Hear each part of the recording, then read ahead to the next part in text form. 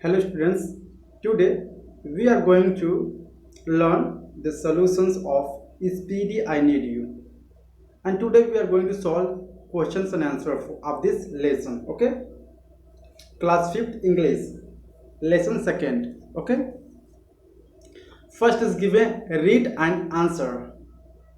पहला जो दिया गया है आपको क्या करना है, रीड करने हैं और क्या करने हैं, आंसर देने हैं. First is given choose the correct answer. आपको करेक्ट आंसर चूज करने हैं. Why what did the astronaut need to survive on mercury.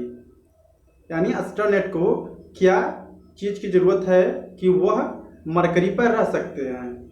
Okay, the answer is selenium. Okay, the selenium is a need to the astronaut to survive on Mercury. Okay. Second B, who is Speedy? इस lesson में Speedy कौन है? क्या आप जानते हैं Speedy कौन है? Answer is Speedy is a robot. Okay, Speedy एक रोबोट का नाम है. Okay, then the answer is a robot. Now we are going to solve the questions here from the second. What did Mike show Greg. यानी Mike ने Greg को क्या दिखाया. Okay, answer है Mike shot Greg the locations of the selenium. Mike ने Greg को location, selenium का location दिखाया. And pull and the route Speedy had taken along with his current positions. जहाँ पे स्पीडी जा रहा था वहाँ पे उसका रूट और पोजीशंस माइक ने ग्रेग को दिखाया. ओके, ये third question, how did astronaut contact speedy.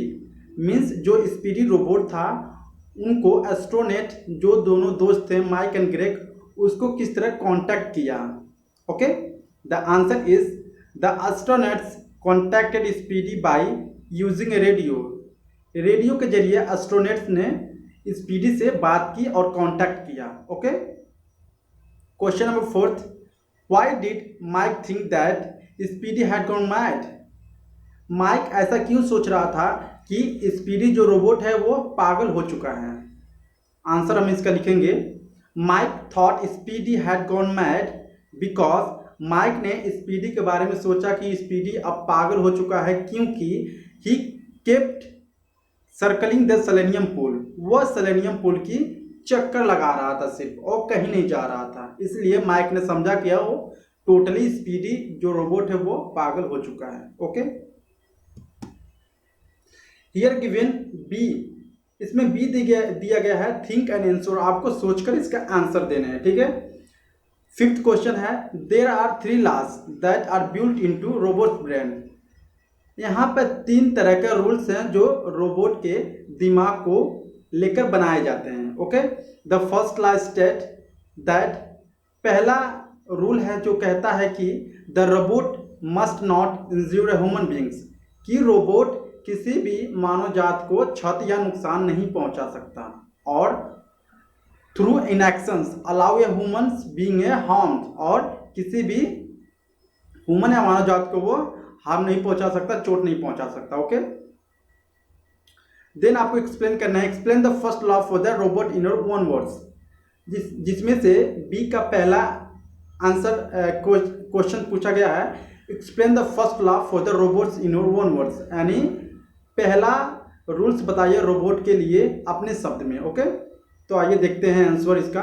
The first law for the robot state that a robot must not harm a human being. Okay, under any circumstances it should also not let a human beings B harmed bye it's इनएक्शंस.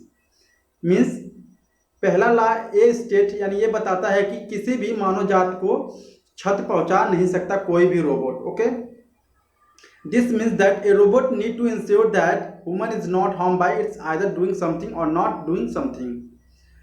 इसका मतलब ये है कि this means that robot need to ensure, यानी robot को ये अपना ensure होना पड़ेगा कि वह किसी भी मानव जात को नुकसान ना पहुंचाए कुछ भी करके या किसी भी तरह से. ओके, ये आंसर था.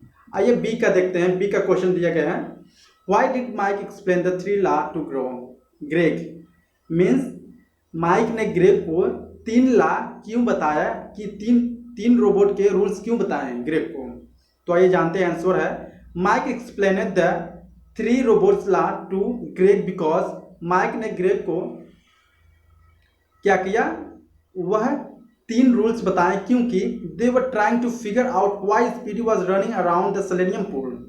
यानी वे पता लगाना चाहते थे कि वह जो स्पीडी रोबोट था वो सेलेनियम पूल के चारों तरफ क्यों चक्कर लगा रहा है।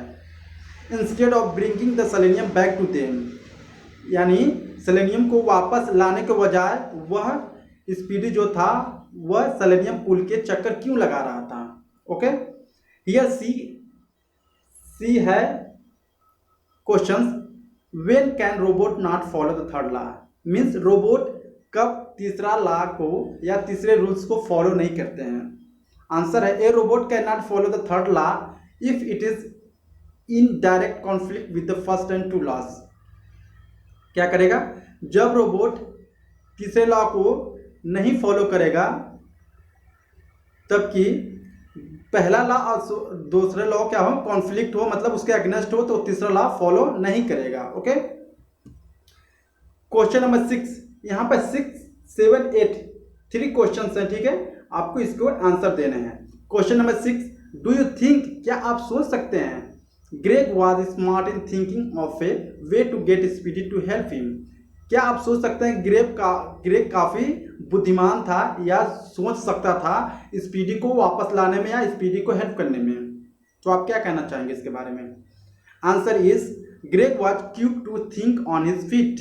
He realized that the only way that could get out of the situations without dying was if his spirit thought that Greg was going to die. Okay, the Greg was quick to think on his feet. जो Greg था वो काफ़ी सही से काफ़ी अच्छा से सोच सकता था। He realized, वो सोचा that the only way to could get out of the situations, यानी सिर्फ उसके पास एक ही रास्ता है इस सिचुएशन से बाहर आने के लिए, विदाउट डाइंग, बिना मरे हुए, was स्पीडी था। अगर Speedy thought that Greg was going to die, अगर स्पीडी सोचे कि ग्रेग मरने जा रहा है या सुसाइड करने जा रहा है, then Greg was sure Speedy would come to his rescue if he was in a real danger. यानी वो सोचा, ग्रेग सोचा कि अगर मैं एक काफ़ी बुरे सिचुएशन में हूँ, डेंजर सिचुएशन में हूँ, और इस सिचुएशन को वो स्पीडी देखता है तो वो सोचेगा कि वह जो ग्रेग है वो रियल डेंजर में है और वो उसको बचाने जरूर आएगा। Okay, 7th question, why did Greg say, means Greg ने ऐसा क्यों कहा। It's okay Speedy at in of this story, ऐसा क्यों कहा कि सब ठीक है इस स्टोरी के लास्ट में। Answer, the Greg said those words because he had just tricked speedy into changing it's missions. Greg ने इसलिए ये वर्ड कहा क्योंकि वो इस मिशन को क्या करना चाहता था, चेंज करना चाहता था अपने स्मार्ट दिमाग से। Okay, last question number 8, what do you learn about working together from this story. यानी आप इस स्टोरी से क्या सीखते हैं कि साथ में मिल के काम करने से आप इस स्टोरी से क्या सीखते हैं। द आंसर इज, आंसर में वेरी मीन्स आंसर कई तरह से चेंज हो सकते हैं, कई तरह से हो सकते हैं, ठीक है, तो मैं ये आंसर बता रहा हूँ आपको। Every person has a different set of skills, means हर एक इंसान के पास अपना एक अलग अलग दिमाग है, and can not do everything on their, और वह अपने स्वयं खुद सब कुछ नहीं कर सकता, उसको कोई ना कोई जरूरी है उनको हेल्प करने के लिए। ओके, अगर आपको वीडियो अच्छी लगे please subscribe my channel. Thank you so much.